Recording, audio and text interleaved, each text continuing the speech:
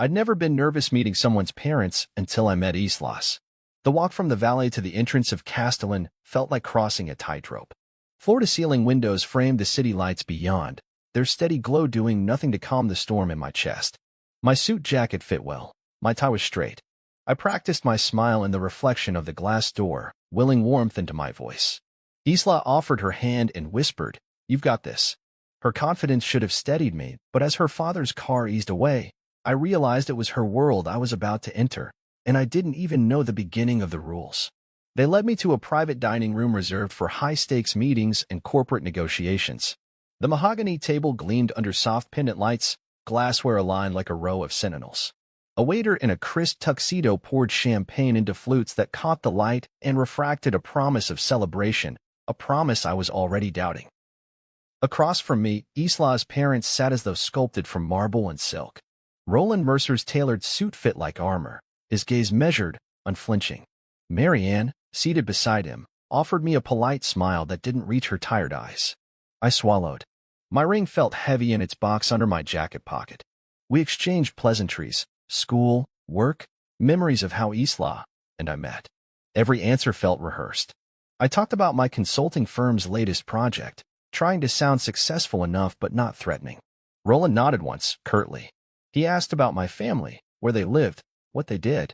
I spoke about my parents' small business, how my sister taught kindergarten. I smiled as I spoke, recalling happy memories. But with every word, I sensed his amusement grow, like a wave gathering strength behind my back, ready to crash. The first course arrived, scallops nestled on a smear of cauliflower puree, delicate and white. I took one bite and forced another smile. The conversation shifted to future plans: children, house, traditions. I imagined talking about my dream home, a modest house I'd renovate for Isla. Instead, I feigned agreement and nibbled at artisan bread. The waiter topped up my glass. The champagne's sweetness turned sour on my tongue. Then came the joke. Roland leaned back, steepling his fingers. "So, Julian," he said, voice low and mocking, "what do you plan to do when the bank account runs dry? Or is that when you plan to bounce?" His words landed like stones, each syllable resonating across the table. He spoke as though he knew me better than I knew myself. My chest tightened. I glanced at Isla. She laughed. Not politely. Not that nervous chuckle I might have forgiven. It was a full-throated laugh that wrapped around his words and made them stick in my throat. Her eyes sparkled with amusement, as though I'd done something worthy of ridicule, as though I'd earned my place as the butt of a joke. My ring finger tingled. I could almost feel the weight of expectation shifting from my hand to the table. I took a breath, looked at the ring on her hand, and felt my reflection shatter. Time slowed. I saw the silver band catch the light, felt the hollow bloom of betrayal in my chest. My mind raced through every moment of our engagement, the night I surprised her on the rooftop with fairy lights, the way she pressed her cheek to mine as the skyline kissed the horizon, the promise we whispered to each other under stars. All those moments multiplied in that second, collapsing into a single, undeniable truth. This life wasn't ours. It belonged to a family that would never see me as more than an accessory. I stood up. The room hushed. The waiters froze. My chair scraped the floor, and I felt every eye turn to me. I didn't know what I would say, but the ring left my finger before words formed. I placed it beside her wine glass, its crimson liquid rippling, as though startled by my movement. I felt the cool metal slide across the table's surface and come to rest, a fragile emblem of everything undone. I looked at Isla one last time. Her smile faltered, confusion flickering across her features. There was fear there, maybe pity. I wondered if she realized in that moment how deep the cut went. But she didn't move to stop me. She didn't reach out. She only watched as I turned away. I walked out. No scene, no shouting. Just the soft click of my shoes on the marble floor, each step sounding a finale to a dream I'd once believed in. The door closed behind me, sealing the laughter and the luxury and the lie. Outside, the cool night air wrapped me like a cloak, bracing me for a silence I'd never known could feel so loud. Standing under the street lamp, I closed my eyes and let the city hum around me. The future lay ahead, unwritten, uncertain. But for the first time in a long time, I felt something stronger than fear, relief. The joke had ended everything I thought I wanted. Now, I could discover what I truly needed. I didn't go back to our condo that night. Instead, I checked into the Grand Meridian Hotel under a false name, carrying only a duffel bag and the hollow weight of betrayal. The lobby clock read midnight when I handed over my credit card, the clerk's practiced smile failing to reach his eyes as he asked for an ID I didn't have. Upstairs, I unlocked the door to room 712 and flicked on the overhead light, the brightness stabbing at my temples. I dropped my bag by the bed, kicked off my shoes, and sank into the plush mattress, staring at the ceiling as the shadows of the chandelier's crystal prisms danced above me like mocking specters. Sleep drifted in fragments. I dreamed of laughter, hollow, echoing laughter that grew louder with each replay. I saw Isla's face twisting into amusement at my expense, her eyes bright with derision. I felt my chest tighten as I tried to speak, but the joke was always on me, my voice swallowed by a tide of champagne and contempt. I woke gasping, cold sweat plastering my hair to my forehead. When I reached for my phone, the screen was streaked with fingerprints and dozens of missed notifications. Messages piled up in a digital avalanche, Isla asking if I was okay, her mother imploring me to forgive, friends feigning concern, each text an echo of the same question: what happened? They hadn't heard her father call me a gold digger or witnessed the ease with which she sold me out. They only saw the aftermath, the void I'd left in my place. I stared at her name blinking at the top of the screen and considered deleting everything. But I didn't. Instead, I switched the phone to Do Not Disturb, silence the world. Morning came too soon. I sat on the edge of the unmade bed, running my hands through my hair, willing the events of last night into unreality. A pot of lukewarm coffee sat on the bedside table. I took a shallow sip and grimaced. My stomach churned. I pulled the curtain aside and watched city traffic crawl below, cars inching forward like people moving through life. I felt like one of those cars, boxed in, waiting for permission to move. Eventually, I relented and propelled myself out of bed. I showered, letting hot water sluice away the residual sting of rejection, and dressed in fresh clothes I'd thrown together at the last minute. I paused before leaving, staring at my reflection in the mirror. My eyes were bloodshot, my cheeks hollow. I looked like a man who'd lost more than a relationship. I looked like someone who had lost himself. The elevator ride down was silent except for the soft hum of machinery. On the street, I hailed a cab without looking back. I gave the driver the address of my favorite coffee shop, a no-frills place that felt like home. When I sat down at a window table, I ordered a double espresso and an everything bagel. The barista set my cup in front of me with a sympathetic smile. I nodded in gratitude, fingers tracing patterns on the ceramic before lifting it to my lips. The bitterness grounded me. My phone buzzed. I glanced at the screen. Theo, my best friend since college, the one person who'd seen me at my highest and my lowest without flinching. I let the call go to voicemail. A minute later, my phone buzzed again. A text from Martina Elwell, the CEO I'd been consulting for. Are we still on for this afternoon? No mention of anything else. That familiarity offered a bittersweet comfort. Work was the one place where I still had control. I glanced at my reflection in the window as I sipped my coffee, watching life pulse by on the sidewalk. A mother steadied her toddler, a businessman argued into his phone, a street musician coaxed mournful notes from a saxophone. The world continued as though nothing had happened, indifferent to the rupture in my life. I wished I could slip into that anonymity, become another face in the crowd, forget who I was supposed to be.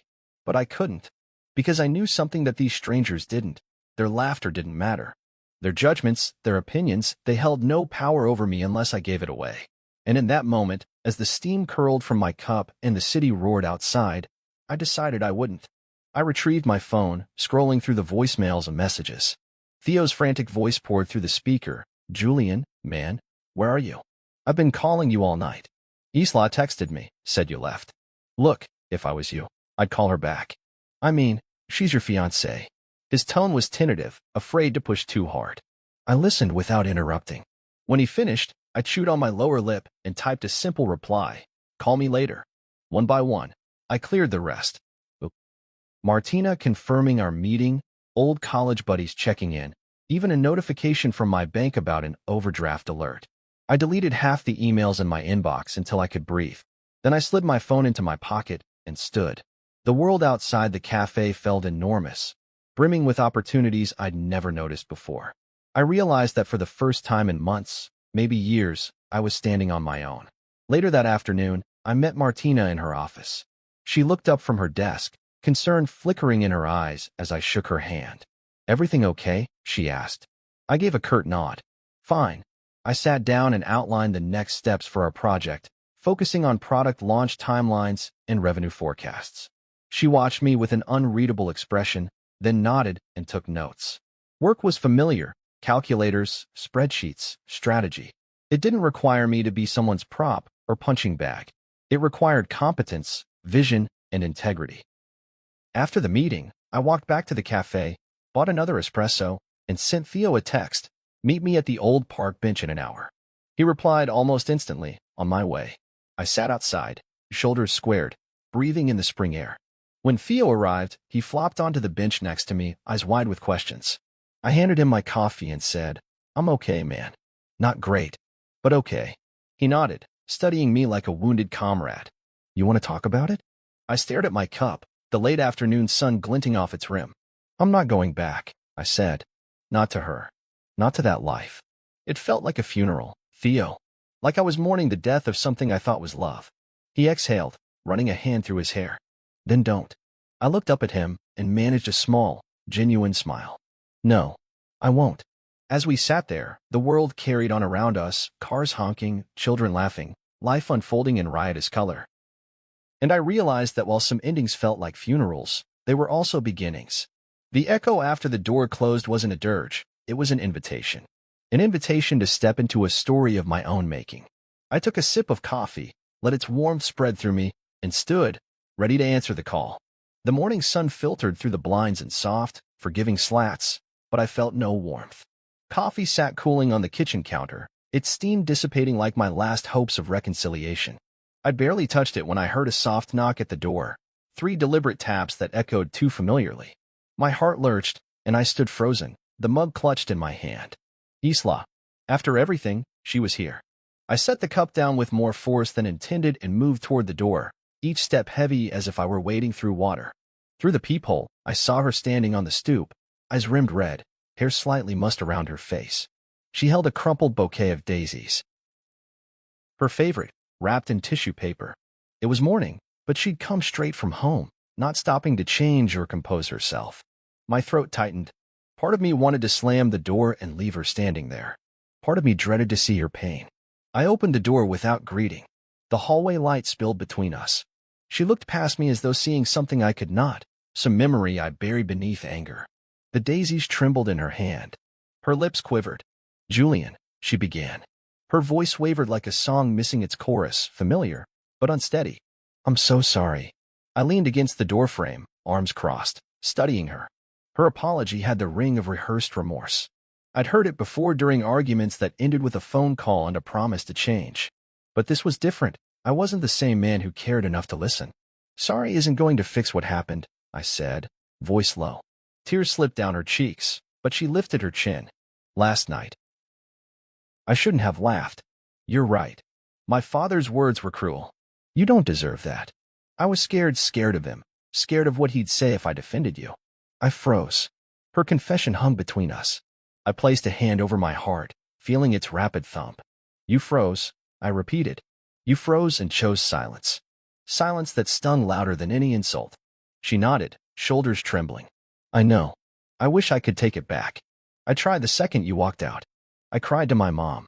I begged her to find you and tell you how much I love you." Her voice cracked, and she swallowed hard. But she wouldn't help. I shifted, the wood of the doorframe digging into my back. "Your mother," I echoed. "She sided with him?" Isla bit her lip. She said he was too proud to admit fault, that I needed to find the right moment, that it would pass. Her hand tightened around the daisies, petals crumpling. I waited. I thought if I waited long enough, you'd come back. If I could fix it myself, without pushing him too hard. Without pushing him, I finished, astonished at the logic. "You mean without risking his approval?" Her eyes burned with regret. "I never thought he'd hurt you like that. I believed I could contain him." I closed my eyes. I remembered her gentle laughter on other occasions, moments when she bent to kiss my forehead, when she traced the outlines of my dreams on napkins at pizza joints. I remembered believing in her, in us. But now I felt that world crack into splinters. Is that all I was? Something to contain, to manage, to negotiate. My voice shook despite my efforts to keep it steady. She shook her head vigorously. "No, you were always more than that." She took a shaky step forward. "You're everything I ever wanted." But in that moment, I was someone else, someone afraid of losing my family. I stared at her, weighing her words. Part of me wanted to believe her, to reach out and pull her in, to tell her I still loved her. Another part of me recoiled, sure that this was the moment she'd ask me to forgive and forget, to promise I'd dance to her father's tune forever. She swallowed and exhaled, steeling herself. Julian, I came here to say that I'm done negotiating. I won't put you through that again. If you want me, it'll be on my terms. I'm choosing you. Her declaration hung in the morning air, fragile as dew. I wanted to lean in and brush her hair behind her ear. I wanted to tell her this was exactly the moment I'd been waiting for, proof that she valued me enough to risk it all. Instead, I felt the weight of every moment since that dinner settle in my chest. I appreciate that, I said slowly, but I need time. I need to know you'll stand up for me, even when I can't. She paused, uncertainty flickering across her face. I will, she whispered. I stepped back, closing the door until it clicked. The daisies drooped against the wood. I could hear her footsteps retreat, a soft shuffle that carried more sorrow than I could bear. I rested my hand on the door for a moment, listening to her voice trail off down the hall like an echo I couldn't catch. Inside my apartment, the morning light felt cold and empty. I walked to the window and watched her disappear around the corner, the daisy's petals fading from view as though she'd never held them. My reflection shimmered on the glass. A man torn between love and self-respect, between the comfort of what once was and the uncertainty of what could be. I returned to the kitchen counter, where my coffee had gone cold hours ago. I picked up the cup and drained the last bitter drop. The taste lingered, reminding me that healing wasn't a choice. It was a process, slow, gradual, and undeniably my own. As the day wore on, I felt the momentum shift. My heart ached, but beneath the ache was a flicker of something new, agency. I wasn't merely reacting. I was choosing. I could let her back in, but on different terms, terms that respected my dignity. Or I could walk away, leaving behind the fragments of a future that had been shattered by laughter. The answer wasn't yet clear, but for the first time, I felt the weight lift just enough to see both paths. I closed my eyes and focused on the hum of the city below, letting it remind me that life moved forward, whether I followed or not. And in that sound, I heard the promise of possibilities waiting just beyond the door. 3 days after the conversation at my door, and 2 days after I'd sent those memories boxes off to storage, I settled into my home office's ergonomic chair, the afternoon sun slanting across my desk. I'd been easing back into routine. Emails, client calls, strategy sessions framed by whiteboards scribbled with timelines and key performance indicators. Work felt safe, predictable, until my phone buzzed with a message that made my heart freeze. It was from Martina Elwell, the CEO of Vantage Technologies. I tapped open the notification and read, "Can we talk? Urgent." A knot tightened in my stomach as I clicked to call. The line rang twice before her voice, usually bright with enthusiasm, sounded low and measured. "Julian," she began, hesitating. "I just got off the phone with a Mr. Draper from Mercer and Company. He said he's reviewing my records to verify your personal financials, specifically your investment history and liquidity." Her tone was flat, as though delivering news of a mild plumbing emergency rather than an assault on my reputation. "What?" I forced surprise into my voice, though I'd known this was coming. My mind flashed back to Roland's predatory smirk at that dinner table, the way he'd tested my confidence in front of his daughter's fiancée. "He actually called you?" "Twice," Martina confirmed, exhaling with irritation. "He claimed it's standard due diligence before I hire any consultant with access to our funding rounds. But something felt off.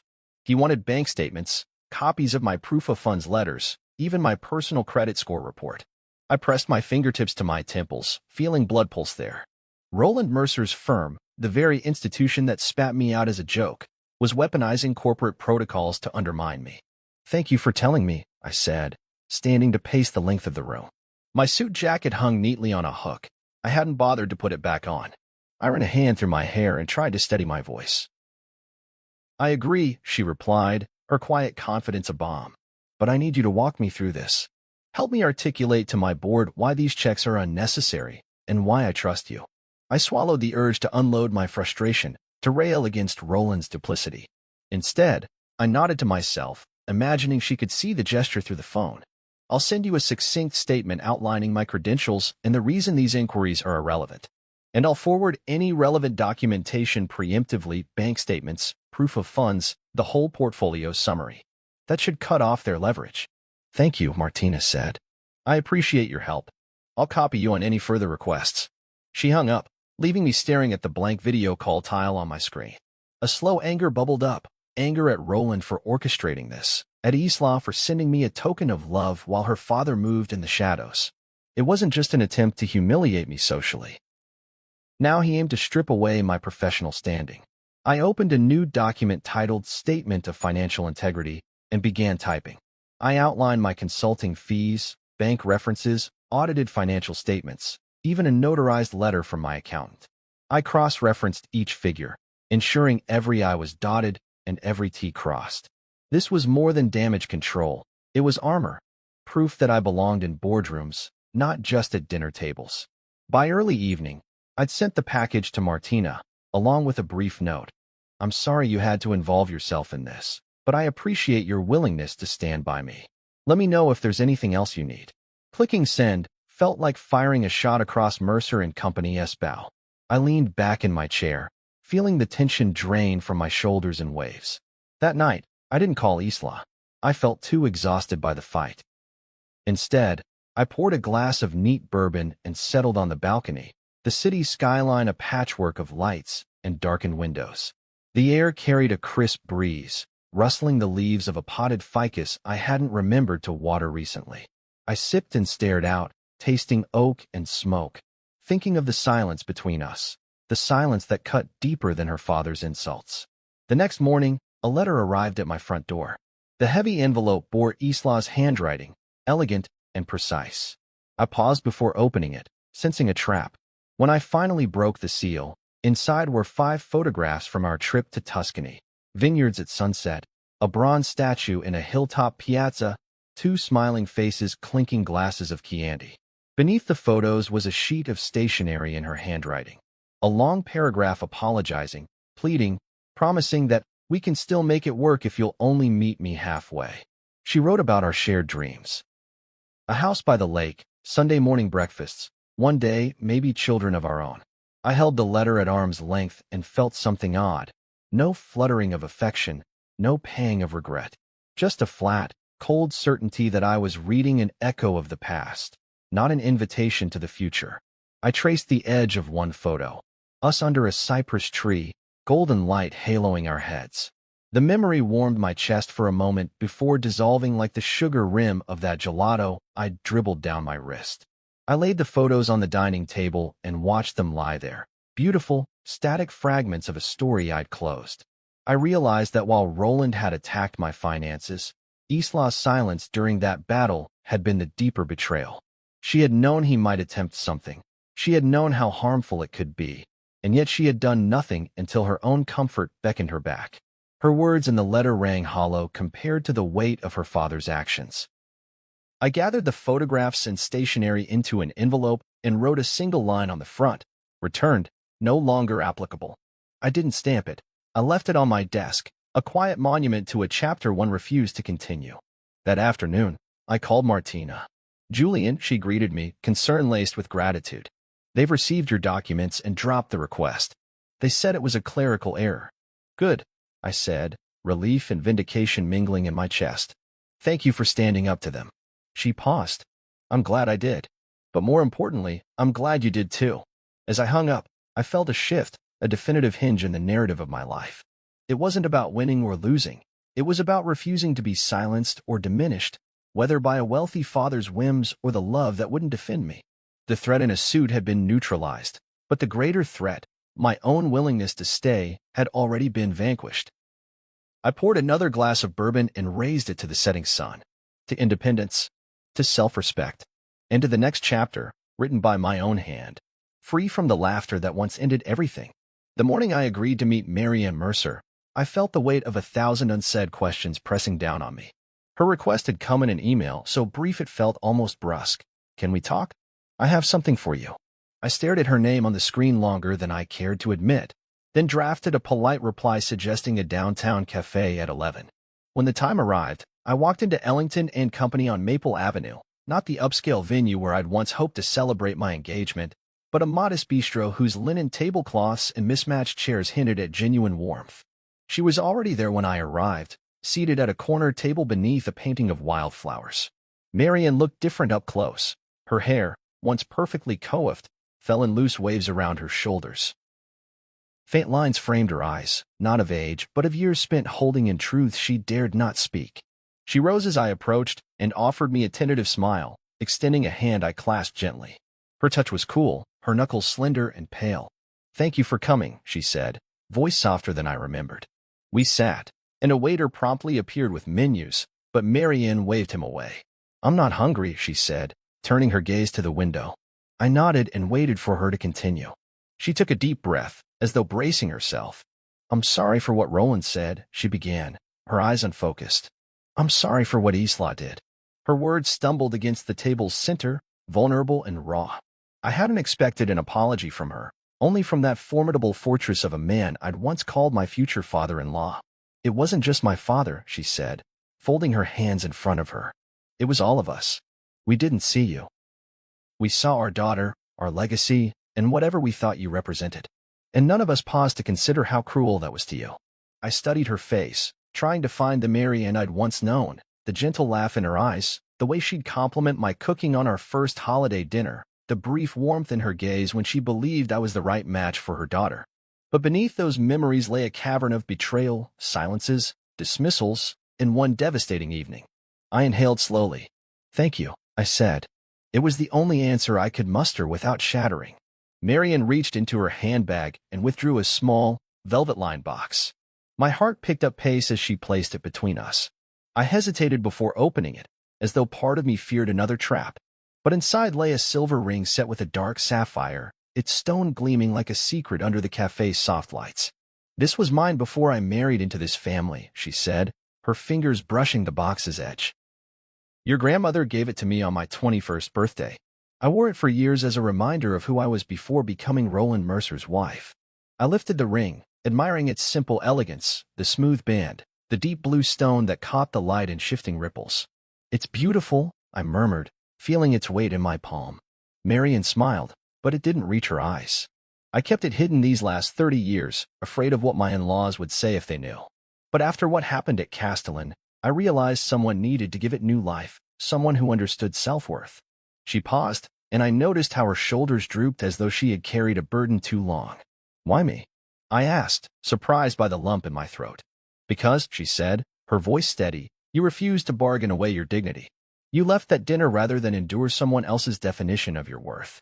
I've spent my life conforming, an obedient daughter, a dutiful wife, an unseen mother. But you stood up for yourself." I felt a swell of emotion, gratitude, pain, hope, intertwined in a knot I couldn't untangle. "I don't know what to say." "Say you'll accept it," she urged, leaning forward. "Not as a gift from me, but as a symbol of your own value. Let it remind you that you don't owe anyone your dignity." I slipped the ring onto my finger, surprised by how perfectly it fit. The sapphire's cool surface rested against my skin, a silent pledge that I could choose my own path. I looked up at Marianne, awed by the quiet courage in her eyes. "Thank you," I repeated, meaning every syllable. She exhaled, closing her eyes for a moment before opening them again with a clarity I had never seen in her. "You're welcome. And Julian," she paused as though choosing her words carefully, "know that you deserve someone who values you without hesitation." I nodded, tasting the truth of her statement. For too long, I'd sought approval. First from my own doubts, then from a family that thrived on privilege. Now, with this ring, I claimed a new kind of approval, my own. We lingered at the table, talking quietly about my consulting work, or art projects, the small tragedies and triumphs that had filled her life. For the first time, I saw her not as Isla's mother or Roland's wife, but as Marianne, a woman who had reclaimed a piece of herself. The cafe's bustle faded around us until all I felt was the steady presence of her sincerity. When I left, the ring glinted on my hand like a beacon. Outside, the sun warmed my face as I walked down Maple Avenue.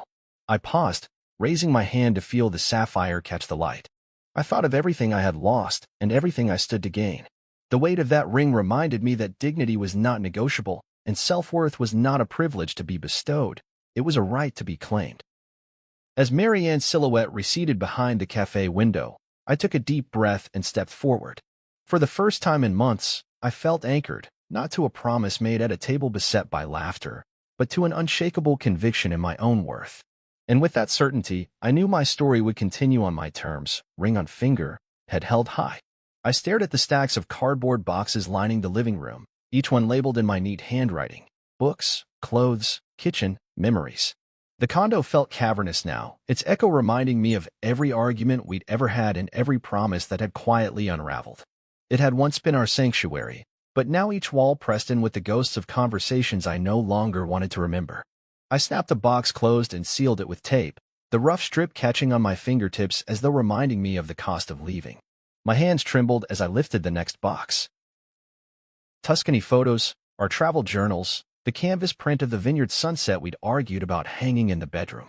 I carried it to the foyer and stacked it neatly beside the front door. Each placement felt like a decision. This is where the past stays. Beyond this point lies a future I would build alone. The entire place smelled of cardboard and dust, like a library abandoned for too long. It felt good in a strange way, freeing, as though every packed item compressed the weight of old compromises. I paused in the hallway, listening to the soft hum of the refrigerator and the distant sound of traffic below. My phone buzzed, a notification from Martina confirming her board meeting adjourned early after resolving that financial smear. I smiled at the small victory, then tucked the phone into my pocket and turned back to the boxes. There was no room for hesitation now. I moved methodically, pulling books from the shelves, sorting clothes in the closet, reclaiming the kitchen knives wrapped in bubble wrap. When I reached the bedroom, I found our bed stripped to the mattress, the headboard bare of the photographs we'd pinned there. I closed the curtains and gathered the sheets and pillows, bundling them into a sheet cover. The silk quilt we'd argued over, the one she said didn't match, went into the final box labeled linens.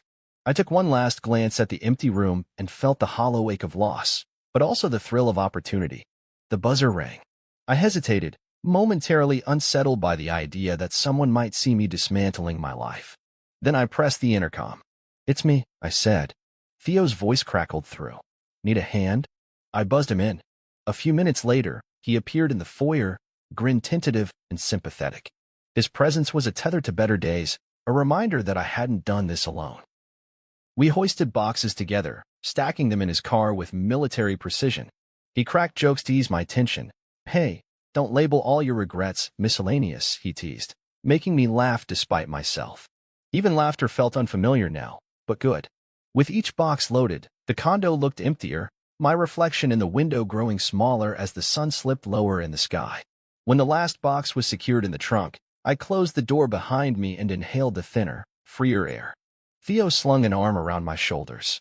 "You okay, man?" he asked. I brushed his hand away, smiling ruefully. "I will be." His nod was patient, understanding more than words could convey. I returned inside for a final sweep. The bare floors felt chilly under my shoes, the echoes louder than before. I walked through each room, touching the wall where our wedding photos had hung, stepping onto the floor we danced across on quiet Saturday mornings. I whispered a quiet farewell. To the life I once imagined, to the person I was when I thought that ring meant forever. At the front door, I paused and looked back one last time. The empty rooms held no threat now, only potential. I believed that once I ceased carrying these boxes of memory, I would feel lighter, ready to fill new spaces with different stories. I locked the door and slid the key under the mat, a gesture of finality and release. Theo was waiting by his car, engine idling, headlights off. I joined him in the passenger seat, the boxes of memories taking up most of the back. As we drove away, the condo vanished behind a curve, and I felt a profound quiet settle in my chest. It was the hush after closure, the pause before a new beginning. That night, I unpacked only one box in my temporary apartment, the one Marianne had given me. I set the silver sapphire ring on the nightstand, its dark stone catching the lamplight. I didn't need photographs or journals right now. I needed that reminder. That dignity is something you carry with you, not something you leave behind.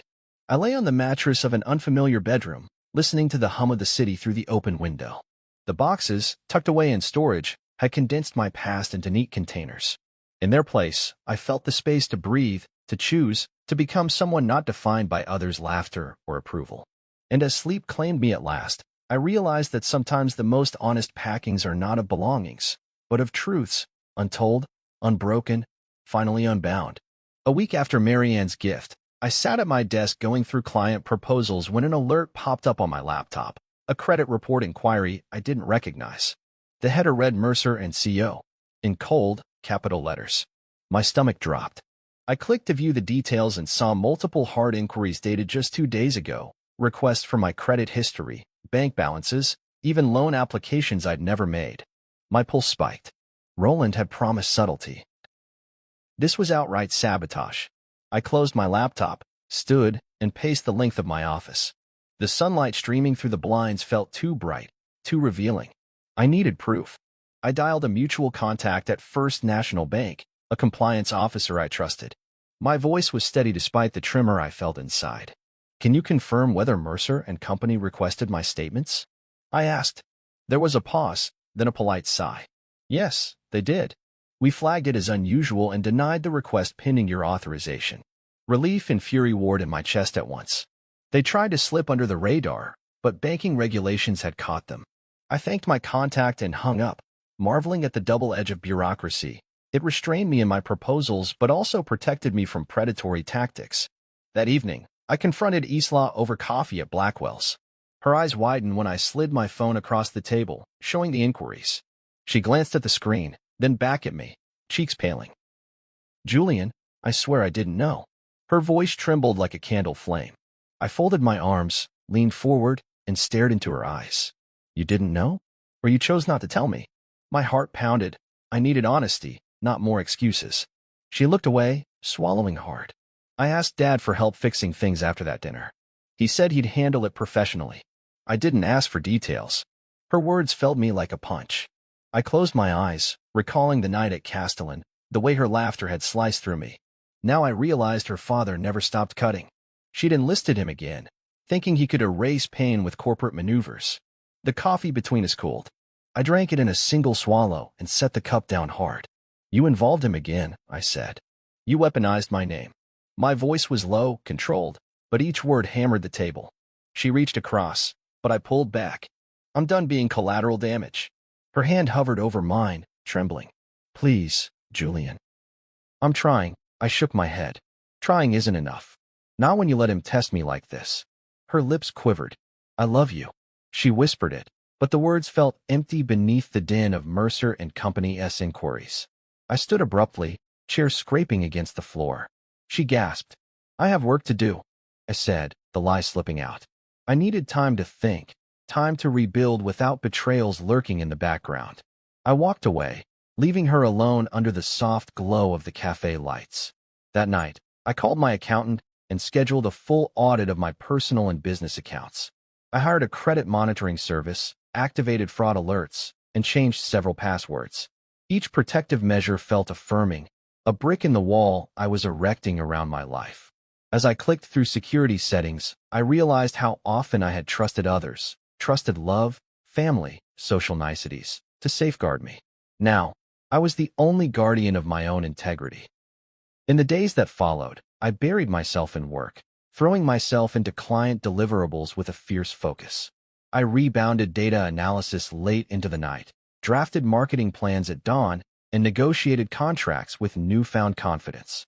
My phone no longer buzzed with pleas from Isla or her family. The silence was disconcerting at first, but gradually it felt like breathing room. One afternoon, I received an email from Mercer and Company. Their clerical error notice was brief. They regretted any inconvenience and confirmed no further requests would be made.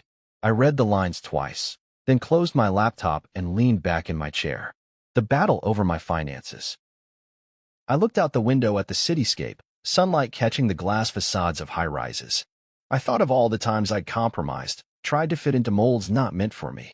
The credit inquiries had been an affront, but they had also forced me to reclaim ownership of my story. I sipped my water and smiled, a slow, genuine curve. My name was on my credit report and on my terms. I was more than Mercer's weapon or Isla's project. I was Julian Mercer, no, Julian Morris, standing firm in my own worth. 2 months had passed, and in that time, I'd settled into a rhythm I hadn't known in years. My mornings began with coffee on the balcony, laptop open to project timelines and client updates.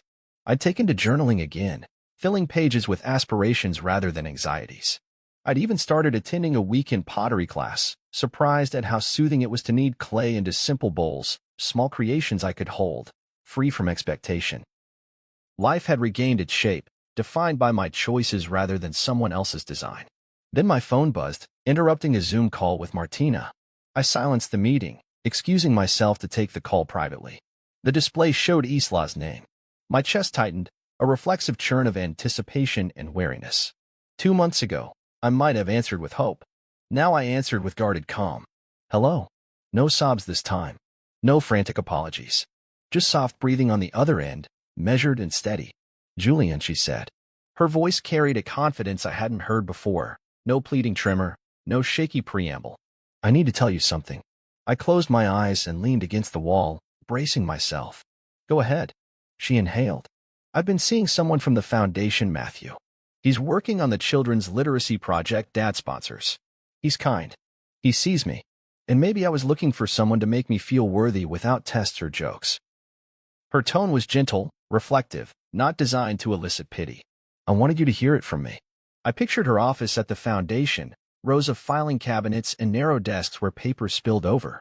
I pictured Matthew, someone careful and considerate, someone she'd chosen. A wave of relief washed through me, followed by a quiet pride. She'd moved forward. She'd found support elsewhere. I'm glad you found someone who values you, I said, surprised at how easily the words came. You deserve that. She paused. For a moment, I feared she might apologize again, but she didn't. Instead, she continued, I called because I wanted to thank you. The words were so unexpected that I blinked. Thank you for walking away. I see now that you showed me what it means to honor yourself. I needed that lesson. I closed my eyes and let her gratitude sink in. It felt strange to be thanked for a departure that had felt so final. You're welcome, I said softly. I'm glad it helped. She chuckled, a low, warm sound. It did. And I hope you're happy. I glanced out the window at the dusty rose sky of early evening. I am, I replied. I had a home that felt like mine, a job I loved, friendships restored, and a ring from Marian that reminded me daily of my worth. I really am. Silence stretched across the line, comfortable now, like two old friends sharing a moment of quiet understanding. Finally, she spoke. I hope one day you find someone who sees your worth without a ledger. A smile tugged at my lips. I already have, I said, surprising both of us. I see it now. My heart hummed, steady and strong. I've learned to value myself first. Her breath caught. I'm proud of you, Julian. I felt a warmth expand through my chest that had nothing to do with nostalgia. Thank you, Isla. Goodbye. Goodbye, she echoed, softer this time. I ended the call and placed the phone on the table beside me. I let out a slow breath and closed my eyes, tasting the quiet triumph in the air. 2 months ago, her calm confidence would have been enough to upend me. Now, it felt like a benediction on a chapter already closed. I picked up my journal and wrote a single line. Closure is its own kind of gift. Then I turned the page and began sketching the outline of a new bowl I planned to shape in clay, a vessel meant to hold fresh water, not stale memories. That night, as dusk settled over the city, I stood on my balcony watching the lights awaken across the skyline. I slipped the silver sapphire ring, Marianne's gift, into my palm and traced its smooth band. It reminded me that the strongest bonds are the ones you forge with yourself, unbreakable because they spring from the truth of who you are. And in that gentle affirmation, I felt a softness bloom in my heart, a quiet celebration of endings that free you and beginnings born from resolve. The final conversation wasn't a farewell so much as a beginning, a promise that self-respect, once claimed, can lead you anywhere you choose. The envelope arrived on a Tuesday afternoon, unassuming and plain, resting on the welcome mat like any other piece of mail. I carried it inside, expecting a bill or a solicitation, but when I turned it over and saw Marianne's elegant script, my chest tightened. I hadn't spoken to her since that morning at the cafe where she awarded me the silver ring, and in the weeks since, her presence had become a quiet beacon in my life. I sliced the envelope open and unfolded a sheet of tissue-wrapped canvas. Beneath the soft paper lay a small painting of a weathered dock stretching into a pale, rippling lake at sunset, colors of molten gold melting into lavender sky, reeds swaying in a gentle breeze, and a single wooden rowboat tied loosely to a post. I lifted the painting and held it against the wall opposite my desk, just high enough that the fading light of dusk would catch the water's surface. The scene felt familiar and foreign at once, not Tuscany vineyards or candlelit dinners, but something quieter, steadier, and infinitely more hopeful. I ran my fingers over the brushstrokes, imagining Marianne's hand guiding the paint, perhaps recalling evenings she once spent dreaming of her own future before it was shaped by someone else's design. In that moment, I realized she'd sent me more than a gift. She'd sent me a reminder of possibility, of calm conviction. Later that evening, I found myself lingering in the living room, the painting glowing softly under the lamp's warm beam. The bottles of bourbon and glasses on the coffee table seemed louder, the edges of the room sharper, but the dock drifted before my eyes like a promise of stillness. I poured myself a measure and settled into the armchair facing the canvas, glass in hand. It was strange how a single image could carry so much weight, a silent manifesto that spoke of departure and return, of courage and trust in one's own bearings. I realized, too, that this revolution, my departure from a life that nearly broke me, was not an eruption of anger but a quiet shift, like water finding a new course. That night, sleep came easily, and I dreamed of standing at the edge of that dock, toes grazing the cool wood, the surface of the lake reflecting an endless sky. I felt neither fear nor loss, only readiness to step forward, as though balance had been restored. In the morning, I made coffee and stood before the painting again, imagining I could smell the lake's mist and hear distant loons calling across the water. I fetched an empty frame from the spare closet and fitted the canvas inside, then carried it to the wall above my kitchen table, a place where meals would be shared, ideas hashed out, phone calls with friends and clients made. Over the next few days, the painting became part of my routine. When work emails piled up or a difficult client negotiation left me frazzled, I'd glance away from the screen and find solace in the dock's quiet invitation. On weekends, I took the painting down and carried it to my pottery class, sketching the scene on a slab of clay before molding its form into a shallow bowl. My hands remembered the gentle sway of the reeds as they shaped the rim, and I thought of Marianne's words, "You don't owe anyone your dignity." Each coil of clay felt like an extension of that dock, a vessel built to hold only what I chose to put inside. One afternoon, the painting caught the light in a way that turned the lavender sky into deep violet. My sister called then, her voice bright and curious. "What's new with you?" she asked. I told her about the painting, about the pottery, about the feeling of waking each day unburdened. She laughed. Her laugh warm and genuine, as though she'd been waiting to hear that I'd found peace. I described how I'd hung the canvas above the kitchen table, how every meal now felt infused with purpose, how I'd started planning a weekend getaway to a lakeside cabin. "It's like you're rediscovering yourself," she said. I smiled, looking toward the painting, recognizing in that simple act of hanging a mirror for my soul. "I am," I said, "and it's exactly the reminder I needed." That evening, I invited Theo over for dinner. I cooked pasta with fresh tomatoes, garlic, and basil, the kind of meal that filled the house with laughter and stories instead of tension. As we ate, the painting watched over us, its muted colors a steady presence. Theo raised his glass. To self-respect, he toasted, and I clinked my glass against his, feeling the echoes of my journey settle into steadier rhythms. Later, alone again in the soft lamplight, I traced the dock's edge with my gaze. What Marianne had given me was more than a painting. It was a living emblem of the quiet revolution I'd waged within myself. No grand proclamations, no dramatic battles, just the courage to step away, the grace to reclaim my worth, and the wisdom to hang a reminder in my home that sometimes the most profound transformations come in hushed strokes of color on canvas. And as I turned off the lights and the room softened into shadow, I knew I carried that dock within me, ready for any sunrise. 6 months had passed since I last walked away from the condo that had held promises I no longer believed in. In that time, I'd found a modest house on the edge of town, a fixer-upper with peeling paint and sagging floors, but with a view of the woods that felt like possibility. I'd spent weekends scraping wallpaper and repainting walls, measuring out tile for the kitchen backsplash, and coaxing life back into a garden that had languished under neglect. Everything I touched bore my fingerprints and my intention, from the freshly stained deck to the new light fixture in the hallway. Each improvement felt like a declaration. This house was mine, built on my terms. On a crisp autumn morning, I stepped onto that deck with a mug of black coffee in hand, the steam mingling with the cool air as I gazed at the golden light filtering through the treetops. I slipped the silver sapphire ring over my head and onto my finger, feeling the cool weight of the stones settle into place. Marianne's gift lay against my chest now, hidden beneath my shirt but never far from my thoughts. It reminded me that dignity wasn't something granted by others but claimed by myself.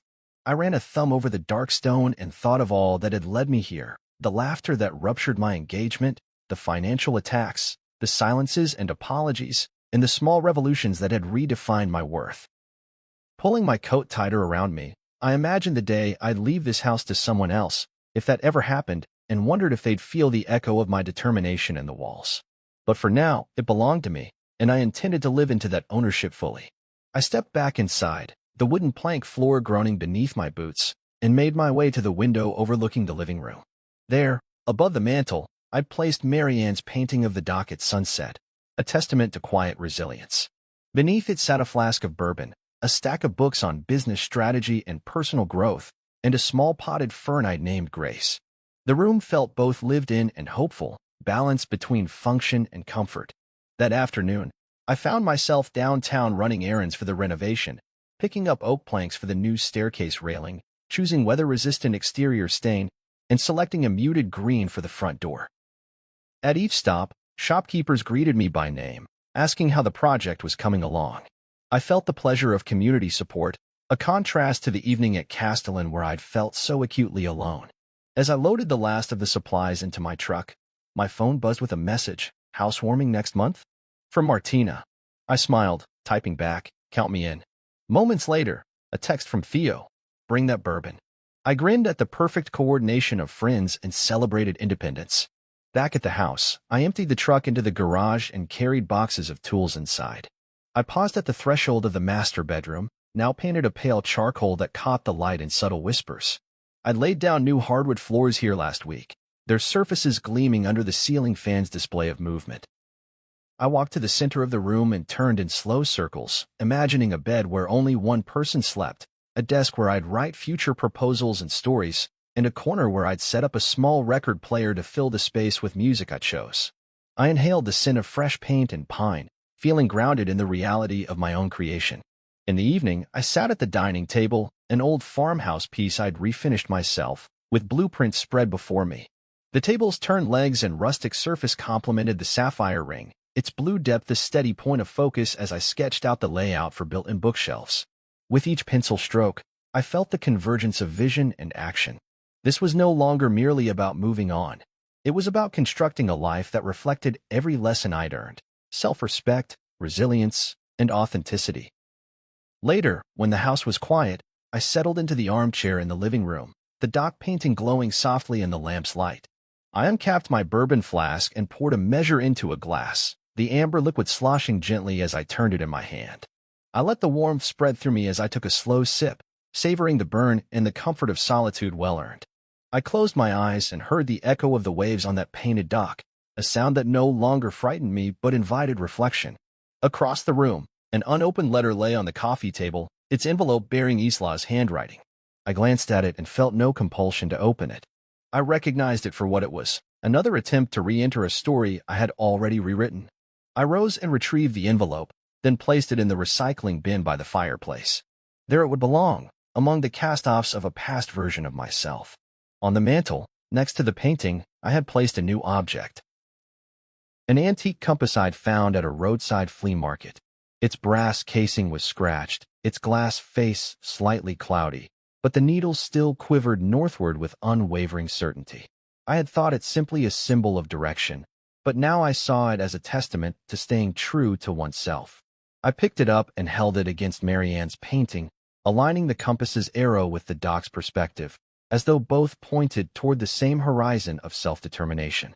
That night, sleep found me easily in the renovated master bedroom.